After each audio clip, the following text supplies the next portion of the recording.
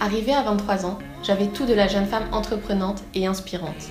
J'étais engagée, dévouée, je fédérais des dizaines de personnes autour d'initiatives, j'en accueillais des centaines dans d'autres. Mais j'étais malade, et je ne prenais pas autant soin de moi que je le pensais. Le cœur brisé, un deuil, la trahison, l'épuisement, l'incapacité de comprendre un corps déréglé, le burn-out. J'avais disparu. Dépersonnalisation, dégoût, défensive, mal-être. Un jour, la crise de nerfs. La convalescence, l'absence, et soudain le retour. Je suis revenue à moi avec la curiosité de reprendre tout à zéro, en accord avec ce que j'ai toujours été, en dehors de ce à quoi j'ai toujours été attachée. Alors je suis partie, avec l'envie de reprendre confiance en l'être humain. À partir de cette décision, j'étais redevenue moi, Myriam Toumi, l'optimiste, celle qui voit en l'autre la possibilité d'un futur positif. C'est ainsi qu'au fur et à mesure, je les ai rencontrés, mes miroirs, ceux qui allaient nourrir l'espoir que j'avais en moi en me confiant le leur. Le plus difficile n'a pas été de les trouver, ni de les enregistrer, mais d'à mon tour prendre la parole pour partager la leur. Je veux de nouveau faire partie de la solution et je suis convaincue que la rencontre et le partage sont des remèdes. Ils l'ont été pour moi, alors ils peuvent l'être pour d'autres. Aujourd'hui, je suis Myriam Toumi et j'ose. En route pour Oahu, à la rencontre d'un amoureux de l'île. Hi Miriam, how are you? Hi, and you. I'm very good. It's a pleasure to be interviewed by you. My name is Kyle Eckstrom. I live in Honolulu, Hawaii. Originally I'm from Southern California. Well, I grew up in California, and then after high school I had the opportunity to attend university in Hawaii. So I did that, and I never left. Kyle est venu à Hawaï pour les études et y est resté. Avant de parler de ce qu'il a appris en vivant ici, je lui pose des questions plus générales sur les tendances des Américains, à commencer par les études. So the question you're asking is, once you graduate high school, do most people go to the university or take time off, or what is the standard procedure? I would say it varies tremendously. Traditionally, most people, if they are going to go to college, go right after high school. So when you enter college, you're 18 years old usually, 17, 18, and what determines that is your, is you and what you want to do with your life and how quickly you want to join the workforce. So. Pour Kyle, les études ont été associées à un voyage. Et justement, j'aimerais qu'il me parle de son côté voyageur. Traveling. I started traveling when I was in high school. I would do frequent surf trips down to Mexico. And then I would drive across country all the time for different reasons. Sometimes it was family vacations in Minnesota. Sometimes it was friends were moving from one part of the United States to the other part of the United States. So I had a travel bug early on. When I moved to Hawaii, I had more opportunity to travel, and my first big trip when I was 20 years old, and I got the University of Hawaii to sign off on a around the world surf trip for credit, which I never completed, but I got them to sign off on it. And anyways, I spent 6 months traveling Australia and New Zealand and down into Mexico and all over the United States. So that was a lot of fun. There's been a lot of trips since. I'm 32 years old now, so. Kyle a beaucoup voyagé, alors je lui demande s'il porte dans son cœur un endroit en particulier. Yeah, I do. It's a small town in the middle of Bavaria, Germany, called Kaufbeuren. And why this town and place is so fun, it's my girlfriend, my fiance actually, is from Germany, and we met in Hawaii, and about 4.5 years ago, and from that point, I've been traveling to Germany and Europe very often. And the little town of Kaufbeuren in Bavaria has grown on me. En parlant de romance, je me demande si aux États-Unis, la tendance est comme en Europe, au célibat et à un engagement plus tardif. I think that's it's different for everyone. You have I think more and more people are waiting longer to get into serious relationships, and there's not as many high school sweethearts as there were, years ago. But as far as relationships, I don't know. Je laisse mes curiosités de sociologue de côté et demande à Kyle de me raconter son rapport à Couchsurfing, la plateforme en ligne sur laquelle nous nous sommes rencontrés. Well, that's kind of an interesting story. Years ago, my friends in Hawaii started a website called Couchsurfing.com. And back in the early days of Couchsurfing, there was only a handful of people. And it was a bizarre concept because the internet was still a relatively, it wasn't new, but it wasn't, you don't meet people online. It's not like today where they have online dating and all that stuff. That was kind of unheard of. Anyway, so they had started it. I had heard about it. I thought it was a weird idea. And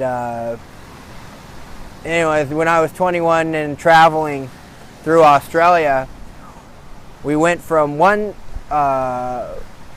we were really relying on the graciousness of people because we went with no money as a social experiment. Anyways, we went pretty far. We ended up relocating camper vans to get from point A to point B, and we'd pick up hitchhikers to help pay for gas. That's kind of how we were able to do that. But by the time we made it to Western Australia from Eastern Australia, the person we were going to stay with, just a family friend of the guy I was traveling with, didn't live there anymore. So we were up shit creek without a paddle and didn't know what to do. Well, I remembered a website that my friends had started in Hawaii called Couchsurfing.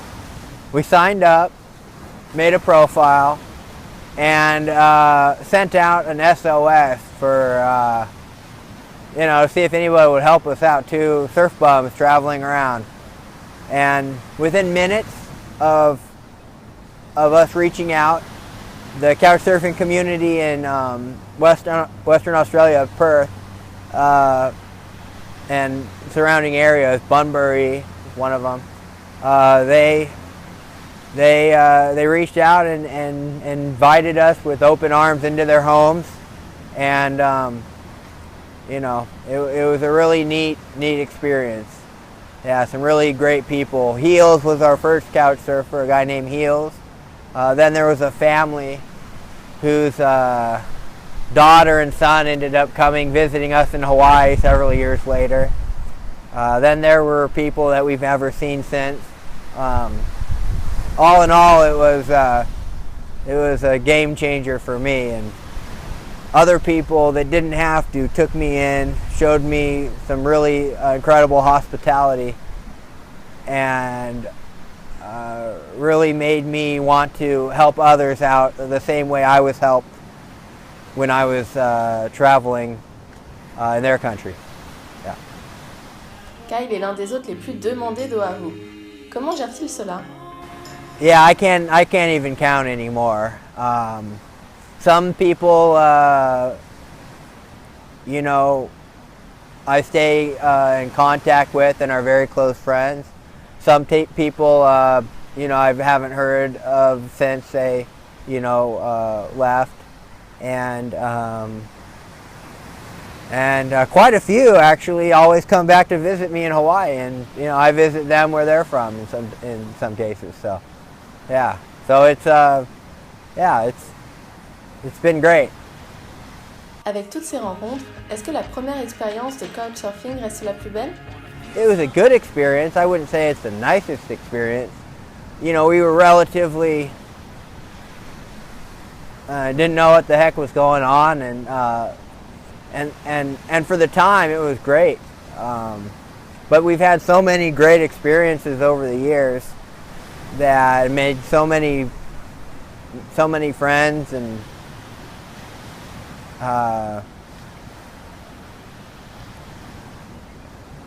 yeah, I mean, that's hard to say what was the best experience. I don't know. There's been a lot of really good experiences. Et est-ce qu'il lui arrive de tomber sur des personnes un peu folles? I don't pick the crazy ones. I get a lot of requests because I live in Hawaii, and a lot of people want to come here.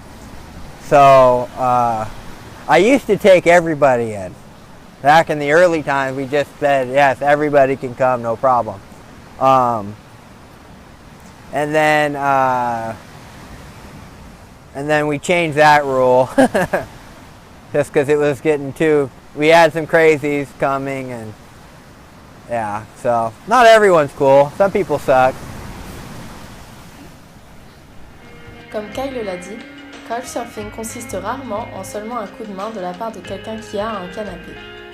C'est souvent l'opportunité d'échange et d'ouverture à l'autre. Pendant mon séjour, il a souhaité tester quelque chose que je le laisse expliquer. Oh, my social experiment. Yeah, so at the same day, I think it was the same day, I had a woman from Israel request to stay, a Jewish woman from Israel request to stay with me, and a Muslim girl from France request to stay with me. And I thought it would be interesting, as I'm a Christian. I'm like, well, hey, let's get all these nationalities and religions and stuff together, and see how it goes. And I didn't tell everybody at first. Well, I kind of did. At first I was kind of like just going to see what happened, but then I decided, you know what, I'm just going to let everyone know my plan. And in all fairness, I did look at the profiles, and I saw Miriam's profile. I thought it was very positive. Like, okay, she'd be a fun guest to have. And Danielle's profile, and she seemed like a good guest to have. And so I was driving in my car, and I asked my roommate Johnny, I'm like, Johnny, what do you think if we do this? Let's put a Muslim and a Jew in the same place and see if everything's okay. And everything was fine. They became friends, I'm pretty sure. So. En effet, Daniel et moi avons été quasi inséparables les quelques jours passés en commun dans la maison, et nous avons beaucoup échangé ensemble et avec nos hôtes. Comme nous sommes à Hawaï, cette générosité et cette écoute me font penser à l'esprit d'Aloha. Et je demande à Kyle ce qu'il en pense. The Aloha spirit, I think it's very real. Hawaii attracts a certain type of people, I think. And you really have to be stoked on life to live here and enjoy living here. I mean, it's a beautiful place. The weather is warm, the water is warm, the waves are good. I think people are pretty friendly out here. There's a sense of ohana, family out here. And I mean, really, it's hard to be angry out here. It's a beautiful place, and with that, I think people are generally, I don't know, you see a lot of smiles, I think, in Hawaii. Yeah, it's a beautiful place, and it's hard to describe. It's just something you have to experience. So I think, yes, there is Aloha spirit. And I think you get it when you've been saturated in it enough, so long that it just becomes a part of you. Quelque chose d'autre fait partie de beaucoup de gens à Hawaï, le surf. Surfing And anything to do with the ocean has been a very important part of my life for as long as I can remember. I grew up in Palm Springs, California, which is a desert in the middle of the, well, it's a desert in the middle of the desert, city in the middle of the desert. And the only thing I ever wanted to do on my birthdays was go to the beach, which was several hours away. That's all I wanted. I didn't want any presents. All I wanted to do was go to the beach. When I was 12 years old, I was lucky enough to move to San Diego, California. And I lived just a couple blocks away from the beach there. And that's when I started boogie boarding. And boogie boarding turned into surfing. And surfing turned into more surfing, and I haven't looked back since. I love the sport. It's every time you go and paddle out in the water, you, I don't know, any kind of problems that you might have had, anything you're worried about or stressed out about, it all washes away. It's hard to describe. It's just what happens. It's a beautiful thing. I don't surf every day. The only time I surf every day is when Melanie is in town. Then we surf every day, usually. And favorite spot, I have a favorite spot. It's out in Aina Haina called Secrets. And I won't tell you how to get there. Kyle ne partagera pas ses secrets sur le surf. Alors, je reviens sur les voyageurs et lui demande s'il leur trouve quelque chose en commun. Something that I notice in every traveler that's the same? Oh. I think couch surfers in general, at least the ones that I choose to come out and stay, usually share a love for traveling. You know, there are people that are just trying to find a free place to stay, which is fine. You know, I've been there. It's like, if you can't afford accommodation, you're like, hey, well, can I sleep in your yard? Put up a tent, whatever. Like, yeah, fine. Sometimes that's fine. But in general, I think, yeah,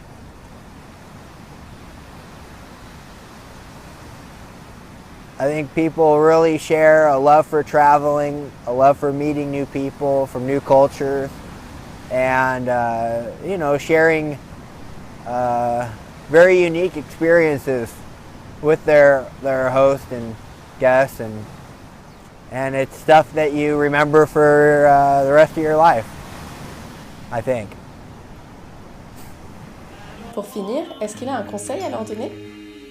The one piece of advice that I would give to travelers is don't take too much shit with you. Travel light. Easier to get around. Après ce bon conseil qu'on ne donne jamais assez, je laisse Kyle ajouter ce qu'il veut. Only that it's been a pleasure having you as our guest, Miriam. You're part of the family. You're welcome back to Hawaii anytime, of course. And, you know, we look forward to the next time. You're welcome. Bye-bye. Sur ce message qui me touche énormément, il ne me reste qu'à vous souhaiter la plus audacieuse des vies et la plus belle des histoires à raconter.